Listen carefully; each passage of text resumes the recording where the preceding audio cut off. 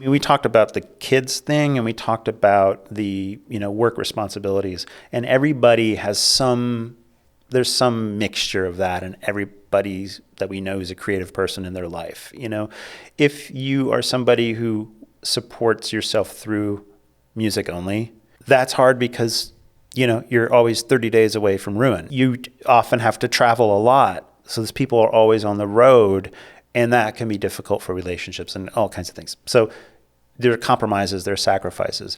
If you're more of a homebody, you have kids, there's the point of and you also want to take a hand in raising those kids, then they're going to have to make compromises. For me, it was when can I work when I've got kids? What time? And I've got to teach and all this kind of stuff. And it was the hours between 4 a.m. and 7 a.m. My God, that's early. Yeah. So to this day, I get up at 4:30, even though I don't have to. But it was a necessity because it was the only time that the house was quiet, right? Because those little bastards, they're gonna find your ass.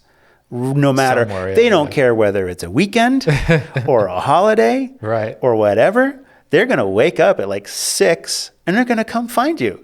So and even late night, you're tired you're very tired. You're exhausted. The last thing you want to do is write. At least for me, I don't have any kids or anything. I mean, after 5, 6 o'clock, I don't want to write at all, know, and that's not even that late. Yeah. I actually found a weird thing though. I was at the residency, which is that my working pattern totally shifted, and I became a late afternoon worker. Really? Yeah. It was sort of waking up early? I reverted to my natural state. You know what I mean? This is how my daily flow should be. Morning was I was taking it pretty chill. Maybe go for a walk. But those early hours when I would get up and it was dark. I mean, I always. Every once in a while you see a dumb thing online. It'd be do yourself a favor, watch a sunrise sometime. And it's damn, I've seen every sunrise for the last it's almost 16 too many years. Yeah, it's too many. I don't want any more sunrises in my life. I wake up, I work in the dark, But getting back though to the thing about raising a family, and in my case, having a spouse who's also a musician, mostly worked at night, it kind of worked out for us in terms of dovetailing. If I'm teaching day classes or morning classes and she's performing and playing shows or playing concerts at nighttime, there's kind of a natural dovetailing effect that can work in terms of who's going to take care of kids. But there's no recipe for it. I mean, it was a lot of babysitters. It was all this kind of stuff. But my point, here it is. The big point is this.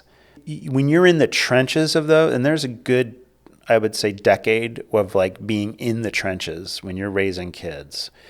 And a lot of people think it's the early years. Yeah, it's that. But when they get older, they start having ideas about stuff and they start doing shit, and they, somebody's got to take them. So they get busy, right? So you think, I can't go to residency, I just can't do that to the person I love, and leave my kids and they'll miss me and all that kind of stuff. Do the residency.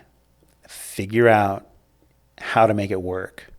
Because I think in my case, it led to a little neglect of I don't want to say nurturing because I don't like that. I think it gets used too much, but of just paying attention to being a creative person. I'm not saying that everybody as a parent or whatever, or has things going on in their life, neglects that. But that's what happened to me. I still wrote, and I still wrote some pieces that I'm happy with, but the production slowed way down.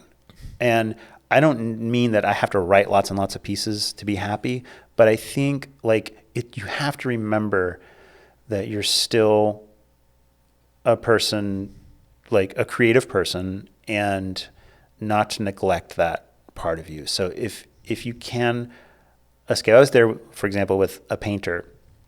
I've got a 4-year-old kid, and she was there doing a 4 or 5 week residency.